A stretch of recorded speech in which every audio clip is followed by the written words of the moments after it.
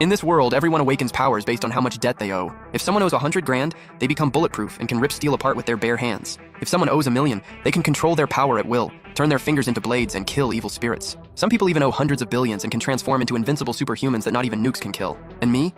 Even though I was worth 3 billion, I never awakened any powers. Instead, I became a walking power-up for evil creatures. Whoever devoured me could gain a huge amount of cultivation and level up fast. Luckily, my best bro Liu Changlong owed me 70 million, which turned him into a superhuman who could blow up a tank with one punch. I thought that with my best bro protecting me, I had nothing to fear. But instead, he delivered me straight to a giant mutated spider. Once the spider devoured me, he planned to kill it, claim the demon orb reward, and use it to boost his strength fast. When I opened my eyes again, I had been reborn 3 days before the apocalypse. In 3 days, giant mutant beasts would swarm the world and crush humans like ants. I swore to myself right then that I had to take my fate into my own hands. And the fastest way to rack up massive debt was through my uncle. He was the president of the Shu Group. Over the years, he got greedy, expanded like crazy, and poured money into industries he knew nothing about, leaving the Shu Group buried under 2 trillion in debt. The moment I realized that, I went straight to my uncle Xu Daying's office. "Uncle, I have a request." Xu Daying's face tightened and he said helplessly, "The company has less than 50 million in liquid cash left, and we still haven't paid the staff their February salaries." Hearing that, I quickly explained that I wasn't here to ask for money. Only then did Xu Daying relax a little and gesture for me to sit on the couch. The Shu Group was a family business founded by my grandfather. Before he died, he split the company in two. My eldest uncle, Xu Daying, and my father each got 50% of the shares. When I was 8, the plane my parents were on crashed. I was only in 1st grade, and overnight I became an orphan, and the richest orphan in the world. Under Xu Daying's management, the Shu Group kept rising.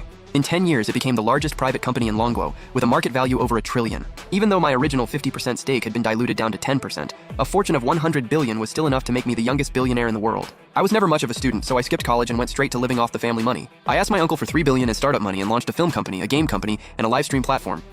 After 5 years, I had turned those 3 billion into 30 billion. Meanwhile, because of my uncle's reckless expansion and awful investments, the Shu Group went downhill fast and got crushed by massive debt. In just 5 years, Xu Daying went from the richest man in Longguo to the king of debt. Even with debt that insane, Xu Daying could have evolved fast after the global mutation and become an invincible superhuman. But instead, he jumped off a building and killed himself right before it all began. I didn't want the uncle who had raised me all these years to repeat that tragedy, so I smiled and said, "I'm here to help you, uncle. My company still has 2.5 billion in liquid funds. In 3 days, I'll transfer 2 billion to you." Xu Daying's eyes immediately turned red. By then, he'd already borrowed from every bank and every friend he had. Now, even borrowing 10 grand was a struggle. He'd even thought about dying. If he couldn't get the money to pay employee salaries by that afternoon, he was planning to jump.